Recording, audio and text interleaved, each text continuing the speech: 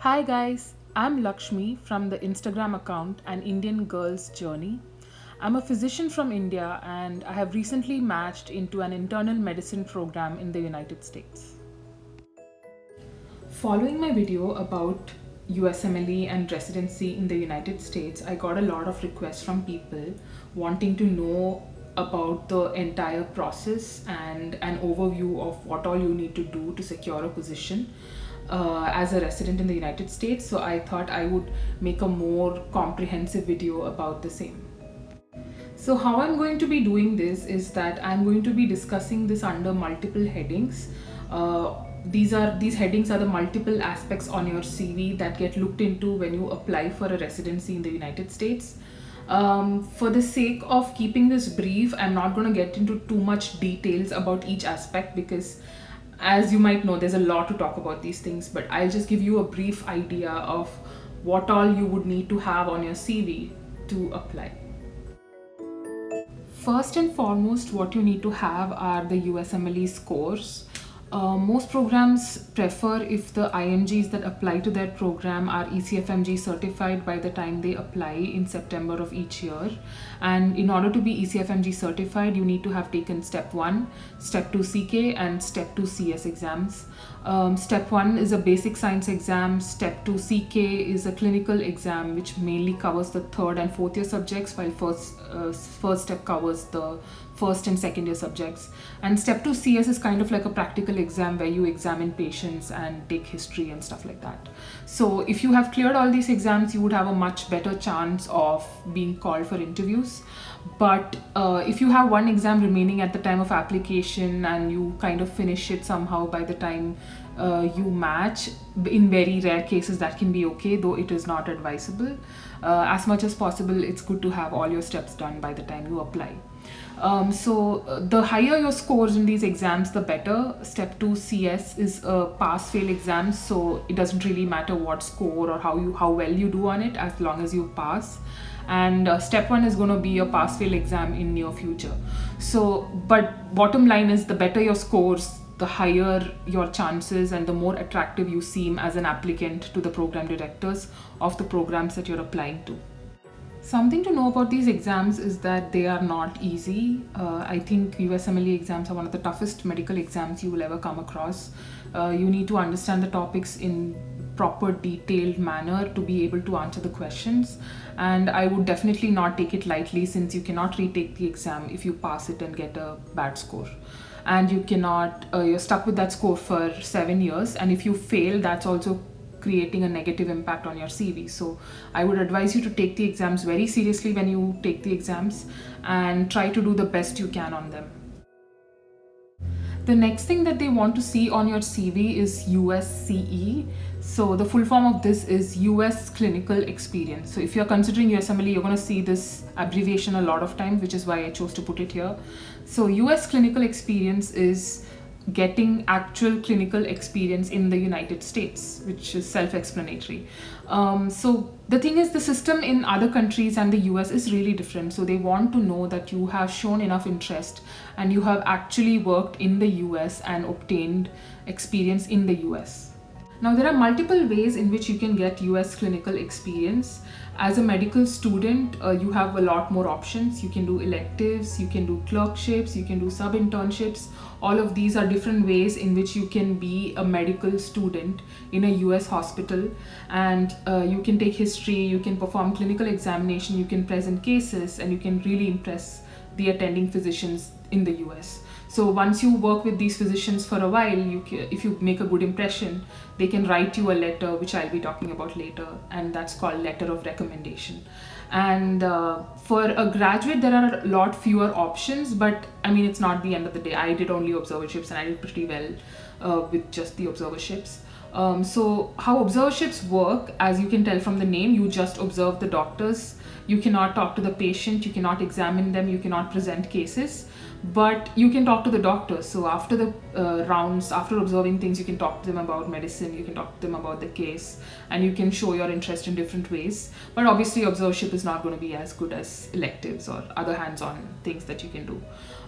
There's also another thing called externship that you can do as a graduate. It's kind of a gray area, I feel. Actually, it's kind of illegal in some states also. I'm not entirely sure about the details about it. I did not do any externships, but that's also another way in which you can get hands-on clinical experience as a graduate.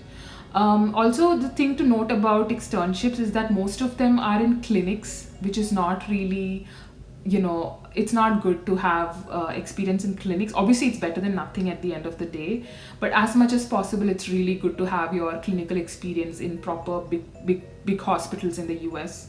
And because, in the US, they really consider the name and reputation of the place where you did your rotation. So that's a good thing to have.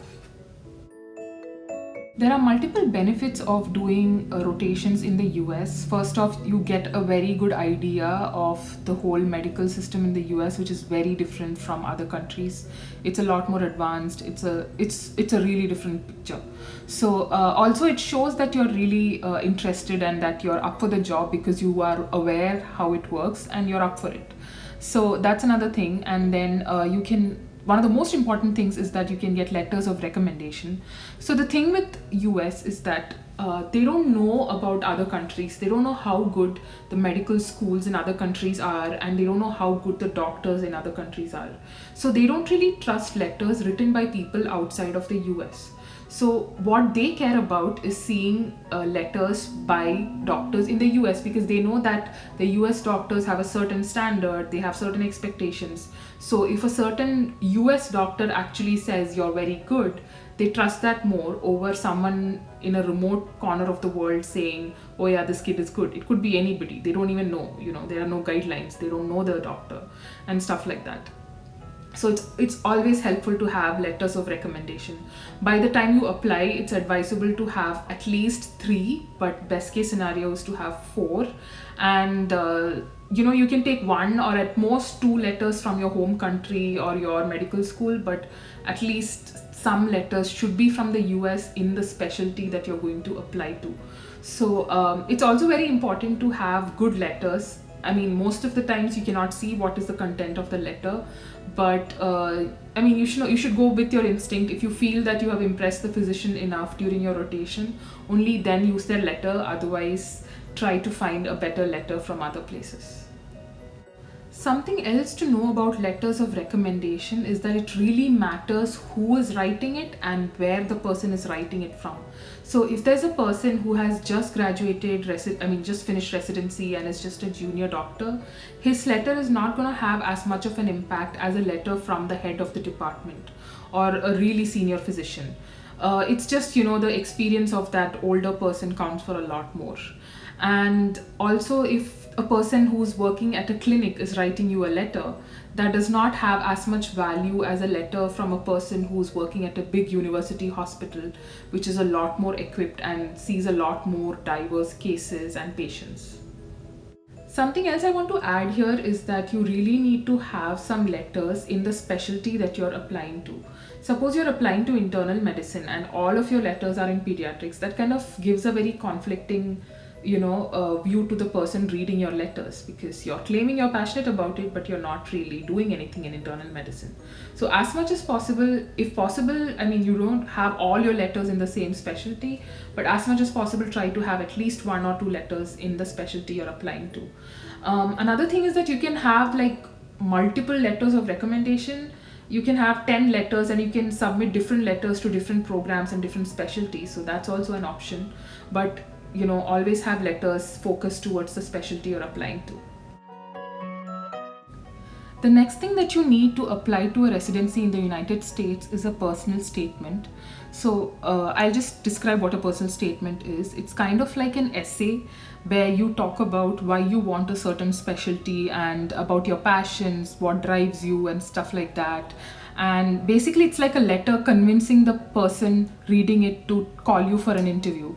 So you want to make it as good as you can possibly make it, with good English, good grammar, and try to make a good impression. Like, other things are all very objective. This is a place where you can actually let your personality shine and tell them more about yourself in a nice way.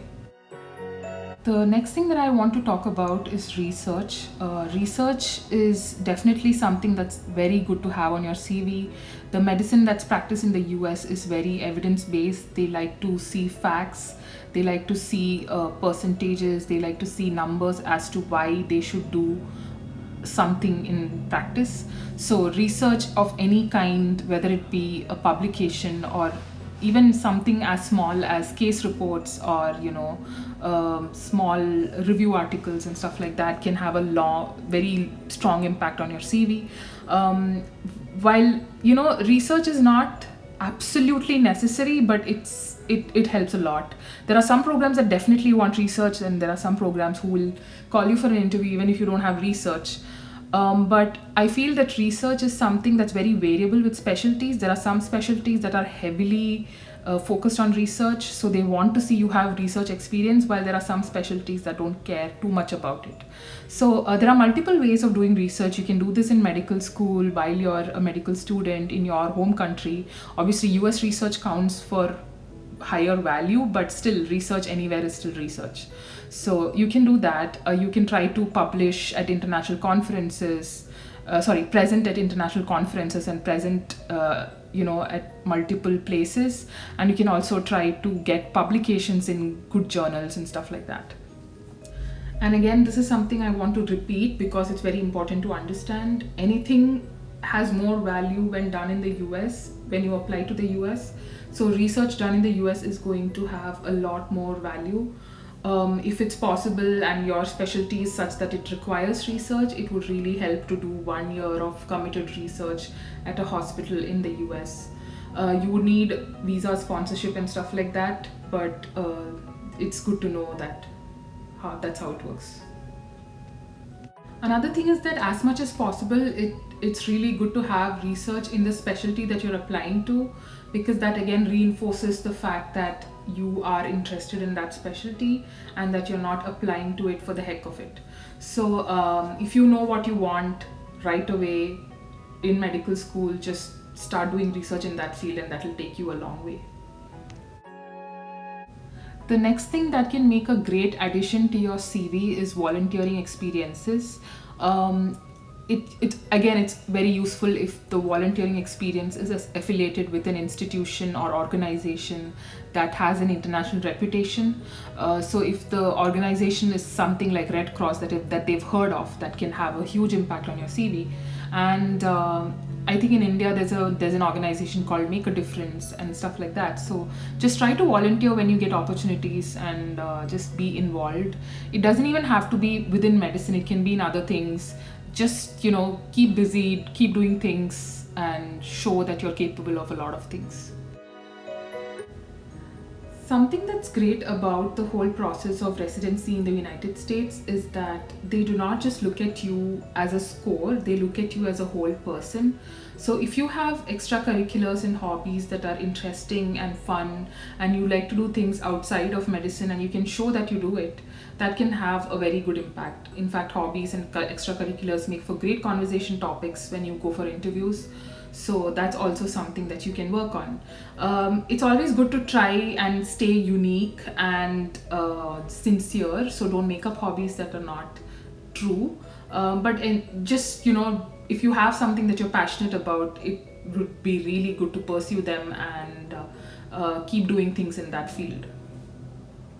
So now that I've talked about all the things on your CV that can have an impact in securing you a position in the residency program of your choice, I'll tell you how it works. So these are things that you keep working on throughout your medical school or even later whenever you choose to do it.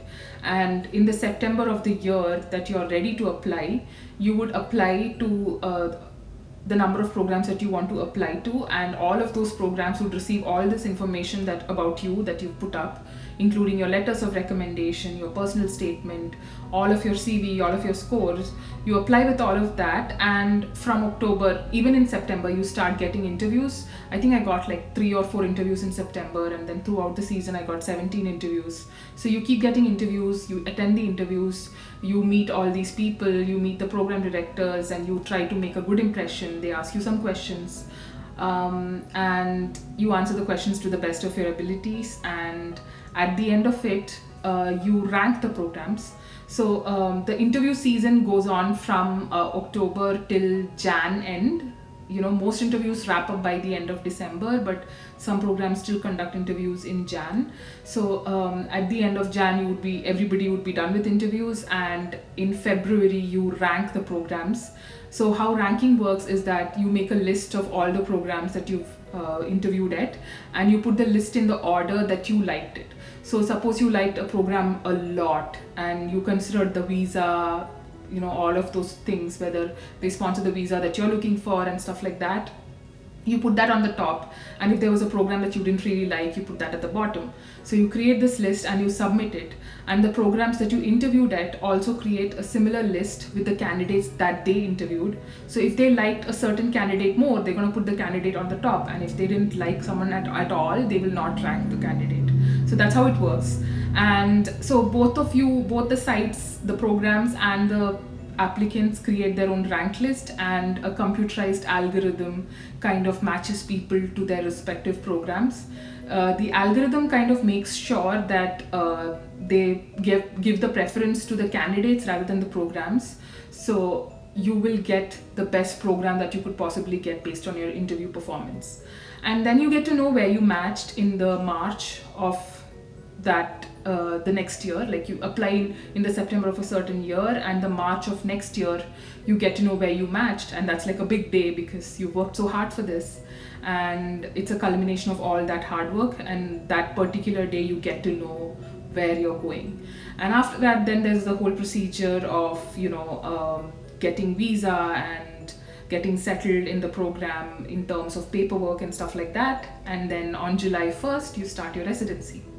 The sequence in which people choose to do all the things like the exams and the rotations can vary. There are some people who do the rotations without any exams. There are people who take all the exams first and then they do the rotations. It does not really matter as long as of September of that year you have everything in order.